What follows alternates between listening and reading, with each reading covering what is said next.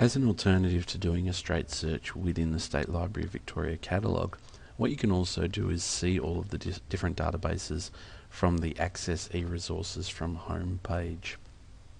This lists all of the e-resources that you can access from home, so these are databases that have been grouped into subjects. So if we have a look here, we can see there's different subjects with different databases, history and art and architecture and so on.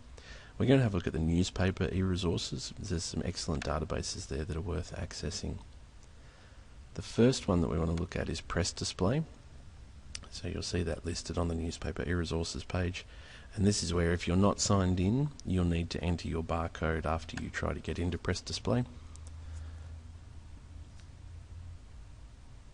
So this is press display here, and this has actually got the Herald Sun open for today. So we can see that it gives us a full text copy of the newspaper.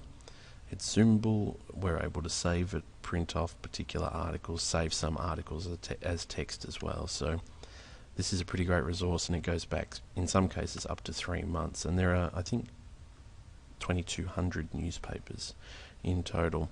If you want to see all of the newspapers, you can also do a search across the entire database. So we're going to do a search for Syria, and we can choose when we want to see it. So we might just look for this week,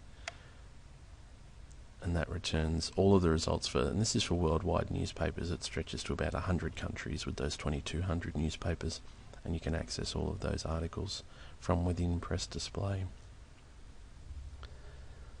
So another newspaper database that's also well worth exploring is the Australia-New Zealand Reference Centre. So if we're back on our newspaper e-resources page from the State Library website, whereas press display gives you a full copy of the newspaper for the last 3 months, the Australian New Zealand Reference Centre actually goes back much further. It goes back to October 2000, and it gives you text of articles that have appeared in Australia and New Zealand newspapers. So we're going to go in and have a look, and again, if we're not signed in, we'd be asked to enter our barcode there before you sign in. We have a number of different options there and quite advanced search. What we're looking for here is full text only results in this case. So if you're accessing from home, you're probably wanting full text articles. Again, we're going to do a search for Syria. And because you're searching in the actual database, whatever you find should be available.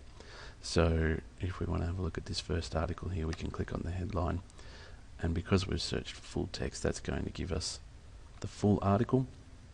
We can see there it's even got listening options, and you can choose the accent if you like as well. And there's also a number of options for sharing and exporting and for citing those newspapers as well. And a lot of public libraries and also school libraries also subscribe to these type of databases. In particular, this Australian New Zealand Reference Centre is an excellent one.